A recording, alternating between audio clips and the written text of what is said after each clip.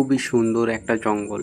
সেখানে বিভিন্ন প্রাণীরা বাস করত এবং তাদের একটা সিংহ রাজা ছিল এবং তাদের জঙ্গলে হঠাৎ করেই পানির কমি ও কিছু মানব এসে তাদের গাছ কাটতে ধরল জঙ্গলে। তারপর কি হয় আপনারা দেখুন। এই জন্যেই রাজামশাই হঠাৎ করেই সকলকে ডাক দিল। মিয়াটুকু গল্পের সংবাদবার্তা ও বার্তাবাহক। সকলে শোনেন, রাজা সিংহরাজ আজ গুরুত্বপূর্ণ ঘোষণা দিতে চলেছেন। সকলে অনুগ্রহ করে এখানে চলে আসুন। সিংহরাজ জঙ্গলের রাজা ও বুদ্ধিমান ও ন্যায়পরায়ণ। প্রিয় বাসিন্দারা, আপনারা জানেন এই জঙ্গলে কতদিন ধরে অশান্তি চলছে। পানির ঝর্ণা শুকিয়ে যাচ্ছে, খাবারের কমি হয়ে যাচ্ছে। এই সময় আমাদের একতার সময়। এখন আমাদেরকে একতা হয়ে এই সমস্যার সমাধানে এগিয়ে আসতে হবে। বাঘ-বীরু সাহসী কিন্তু হঠাৎ রেগে যায়। রাজামশাই, বাইরে থেকে কেউ এসে আমাদের জঙ্গলের পরিবেশকে নষ্ট করবে। আমি তাদেরকে ছেড়ে দেব না, আমি তাদেরকে জঙ্গল থেকে মেরে বার করে দেব। হরিণা নরম, চালু ও দয়ালু। না বীরু, তোমাকে বুঝতে হবে হিংসা নয়, আমাদের বুঝতে হবে যে প্রকৃতি কেন লুট হচ্ছে। ময়ূরঙ্গা, তুমি বলো, তুমি কি কিছু দেখেছো?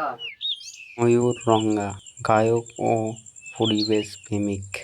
আমি দেখেছি কাটা হচ্ছে, বাসা নষ্ট হচ্ছে, পাহাড় থেকে ধস নেমে আসছে। আমাদের সকলকে মিলে পরিবেশ রক্ষা করতে হবে। বান্টি দুষ্টু কিন্তু বুদ্ধিমান। গর্জন রাজ বয়স্ক ও অভিজ্ঞ। তখন তারা সবাই মিলে যুক্তি করল যে অজগর পিশাচের কাছে যাবে। সিংহরাজ ও টুকি এবং তাদের পিছন পিছন আসতে রইল গর্জন রাজ ও বীরু ও হরিণা এবং তাদের পিছনে আসতে রইল রঙ্গা ও বান্টি। তারা পরস্পর যেতে রইল গোপন গুহা, জঙ্গলের গোপন গুহা, যেখানে থাকে অজগর পিশাচ। অজগর পিশাচ ভীতিকর ও জঙ্গল রক্ষাকারী। পিশাচ বলো, জঙ্গলের ভারসাম্য কি?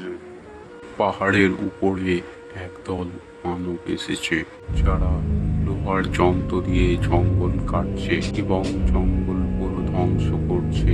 তোমাদের পরিকল্পনা ও বন্ধুত্ব ছাড়া আমাদের জঙ্গলের রক্ষা নেই। তাহলে আমরা আমাদের জঙ্গলে একটা রক্ষা কল্পনা দল গঠন করি।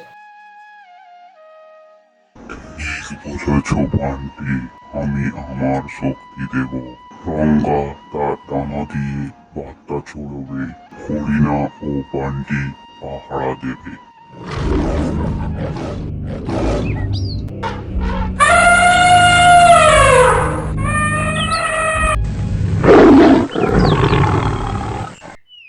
আজ থেকে এটা শুধু আমার রাজ্য নয়, এটা সবার রাজ্য, একতার রাজ্য, যেখানে ভালোবাসা আর প্রকৃতি একসাথে বাঁচবে।